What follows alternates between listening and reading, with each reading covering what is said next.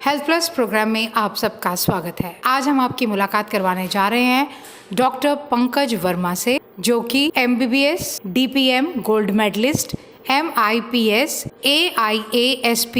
Consultant neuro psychiatrist and de addiction specialist हैं। Doctor Pankaj Verma 502/3 model town road, Pritam Nagar, model town, Ludhiana में अपनी सेवाएं दे रहे हैं। डॉक्टर वर्मा ने हमें न्यूरो साइकेट्री और डी एडिक्शन के रिगार्डिंग बहुत सारी बातें डिटेल में बताई। आइए करते हैं उनसे एक बातचीत। दर्शकों, हेल्थ प्लस प्रोग्राम में आपका स्वागत है। आज हम आपको मिलाने जा रहे हैं डॉक्टर पंकज वर्मा जी के साथ, जो पिछले लंबे समय से अपनी सेवाएं दे रहे हैं डी एडिक्शन में और साइकेट्री के फील्ड में। डॉक्टर साहब का स्वागत है हमारे स्पेशल शो में। डॉक्टर साहब, कोरोना का एपिडेमिक है और नशाओं की तरफ युवा जो है ऐसे एंग्जाइटी में और ऐसे पीरियड में जब उनका दिल नहीं लग रहा है तो थोड़ा सा ज्यादा इंक्लाइन हो रहे हैं, क्या कहना चाहिए? इस पेंडेमिक में जो कोरोना वायरस का पेंडेमिक है, पेशेंट में एंजाइटी लेवल, स्ट्रेस लेवल बढ़ रहा है, तो कई नौजवानों का भी और कुछ बहुत सारे लोगों का इस एंजाइटी से और स्ट्रेस से दूर रहने के लिए नशों की सेवन की तरफ उनका रुझान बढ़ रहा है। ठीक है, तो कुछ पेशेंट हैं जो फाइनेंशियल स्ट्रेस से गुजर रहे हैं, कुछ पेशेंट को जो कोरोना स्केयर है वही हो रहा है। तो हम चाहते हैं कि पेशेंट इस चीज से ना डरें और किसी भी तरीके के गलत पदार्थ का सेवन ना करें और किसी भी तरीके की उन्हें कोई साइकेट्रिक या दूसरी फिजिकल हेल्प की जरूरत है तो वो डॉक्टर को जरूर कंसल्ट करें। डॉक्टर, एडिक्शन का यहाँ तक ताल्लुक है, आप यहाँ पर केवल मेडिसिन ही नहीं बल्कि काउंसलिंग का बहुत बड़ा रोल है और आप केवल उस पेशेंट की नहीं बल्कि पूरी फैमिली की काउंसलिंग करते हैं। क्या कहना चाहेंगे, क्या ये भी कारण है कि आपके पास एक तो मेडिसिन के साथ आदमी के अंदर ताकत आ जाती है और एक काउंसलिंग जिसके साथ वो इंक्लाइंड हो जाता है कि बाद में वो उस दलदल में ना जाए? बिल्कुल, देखिए मेडिसिन अपना एक रोल प्ले करती है, बट जो ये जो सब्सटेंस यूज की प्रॉब्लम है, जो नशे की प्रॉब्लम है, ये एक अकेली फिजिकल प्रॉब्लम या मेडिकल प्रॉब्लम नहीं है, एक साइकोलॉजिकल प्रॉब्लम भी है। तो ऐसे केसेस में हमें पेशेंट की काउंसलिंग करना बड़ा जरूरी है, पेशेंट के फैमिली मेंबर को समझाना बड़ा जरूरी है कि पेशेंट को कैसे डील किया जाए, कैसे इसकी प्रॉब्लम्स को टैकल किया जाए, और पेशेंट को भी समझाना पड़ता है कि किन किन चीजों से उन्होंने बचना है, कैसे कैसे उन्होंने अपना ध्यान रखना है कि उन्होंने किसी भी तरह के गलत तरह के इंसान से नहीं मिलना है जो उनको नशा सप्लाई करता है, या कोई भी इंसान जो उनको इस दलदल की तरफ धकेल रहा है उससे दूरी बनाए रखनी है। तो ये बहुत इंपॉर्टेंट एस्पेक्ट है, क्योंकि फिजिकली अगर पेशेंट एक बार ठीक हो भी जाए लेकिन मेंटली साइकोलॉजिकली उसको प्रिपेयर करना बड़ा जरूरी है, ताकि उसका जो ये नशा जब उसने छोड़ा है तो ये जो उसकी स्टेट है ये मेंटेन रहे। ये स्टेट तभी मेंटेन रहेगी अगर हम पेशेंट को प्रॉपर काउंसलिंग करें टाइम टू टाइम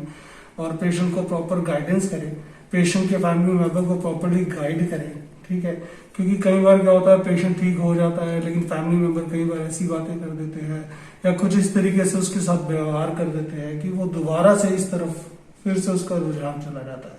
तो हम चाहते हैं कि पेशेंट के साथ साथ पेशेंट के फैमिली मेंबर की भी काउंसलिंग हो और वो उनको प्रॉपर तरीके से समझाया जाए कि इन चीजों से कैसे बचे और कैसे इन चीजों से फिर दूर रहा जाए।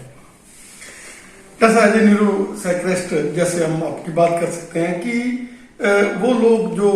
डिप्रेशन में हैं, कई बार तो ऐसे कि डिप्रेशन वाले लोग जो है जल्दी जल्दी अपने आप को मानते नहीं कि मैं डिप्रेशन में हूँ, और सोसाइटी का स्टिग्मा ऐसा है कि उनको लगता है कि अगर हम बोलेंगे तो सारे कहेंगे डिप्रेशन आ गया, डिप्रेशन आ गया। तो क्या कहना चाहेंगे आप कि अगर वो अर्ली स्टेज होती है, जब वो स्टार्टिंग होती है उस चीज की, अगर उसी स्टेज पर वो एक्सेप्ट कर ले और एक्सेप्टेंस के साथ आपके पास आ जाता है डॉक्टर्स के पास, तो वो बहुत ही इजीली मतलब फर्स्ट स्टेज पे सॉल्व हो सकता है। बिल्कुल बिल्कुल, क्योंकि जैसे अगर अर्ली स्टेज पे किसी भी बीमारी को हम देख लें, उसको रिकॉग्नाइज करके प्रॉब्लम को और प्रॉब्लम को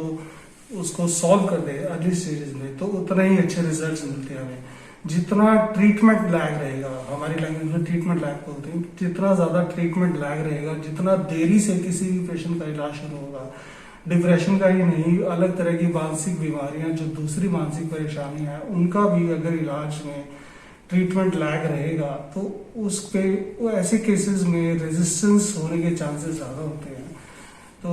उनको हमारी यही रहेगा कि हमारी आम जनता से यही गुजारिश है कि वो इस चीज़ को स्टिग्मेटाइज ना करें, क्योंकि जैसे किसी भी तरह की कोई भी फिजिकल बीमारी होती है उसी तरीके से ये मानसिक बीमारी भी एक बीमारी होती है, जिसको टाइमली अगर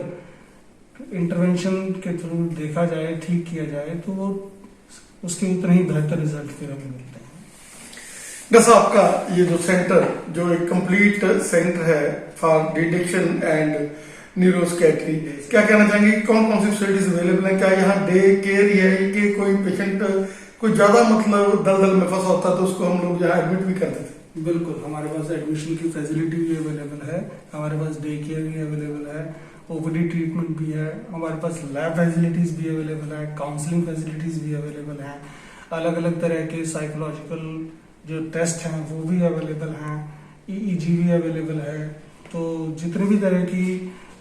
सुविधाएं एक साइकेट्रिक सेंटर में होती है वो भी अवेलेबल है। अलग तरह की सेक्सुअल अगर किसी को प्रॉब्लम है उसके लिए अलग अलग तरह के टेस्ट वो भी अवेलेबल है और उसका ट्रीटमेंट भी अवेलेबल है। ये जो नीम हकीम जैसे आप बात कर रहे हैं, आमतौर पर हम ये देखते हैं कि कोई भी पेशेंट जो इनके पास जाता है इस तरह की ट्रीटमेंट लेने के लिए, तो वो इस चीज का फायदा उठाते हैं, पेशेंट की मानसिक स्थिति का फायदा उठाते हैं और पेशेंट को इस तरीके से डराते हैं और पेशेंट को इतना मिसगाइड करते हैं, पेशेंट को जो फैक्ट्स को इतना मैनिपुलेट करके बताते हैं कि पेशेंट बहुत ज्यादा डर जाता है। फिर उसके बाद पेशेंट से वो किसी भी तरह का ट्रीटमेंट, किसी भी तरह का कोई भी ट्रीटमेंट ऑफर करके उसका जो मर्जी चार्जेस ले लेते हैं। बट ऐसा नहीं है, पेशेंट की प्रॉपर सेक्सुअल जो नॉलेज है उसको इम्प्रूव करना चाहिए हमें, पेशेंट को प्रॉपरली गाइड करना चाहिए कि क्या चीज़ें नॉर्मल हैं, क्या चीज़ें एबनॉर्मल हैं, और उसके हिसाब से कोई भी चीज़ अगर एबनॉर्मल है तो उसका ट्रीटमेंट पेशेंट को बताया जाए, जो कि बड़े ही नॉर्मल मिनिमल से रेट में, जैसे आम बीमारियों का ट्रीटमेंट है वैसे ही अवेलेबल है मार्केट में। और उसके लिए पेशेंट को घबराने की जरूरत नहीं है, क्योंकि सेक्सुअल बीमारियां कोई बहुत ही ज़्यादा खतरनाक बीमारियां नहीं है, ठीक है। और उसका प्रॉपर टाइमली बेसिस पे अगर ट्रीटमेंट किया जाए तो बड़े ही आराम से उसका ट्रीटमेंट किया जा सकता है, उसमें कोई प्रॉब्लम नहीं है, ठीक है। पेशेंट को किसी भी तरह से डरने की जरूरत नहीं है या इस चीज को ये सोचने की जरूरत नहीं कि मेरी मैनलीहुड पे कोई प्रॉब्लम आएगी, ठीक है। अगर पेशेंट टाइम से हमारे पास आ जाए तो हम उसका बड़ी आसानी से उसका इस चीज का इलाज कर सकते हैं। डॉक्टर साहब का बहुत बहुत धन्यवाद जो आपने हमें समझ दिया। हम चाहेंगे इस चैनल के माध्यम से आप जैसे डॉक्टर जो सेवा में लगे हुए हैं, कोरोना का एपिडेमिक है उसके बावजूद भी आप सेवा में लगे हुए हैं, और अगर कोई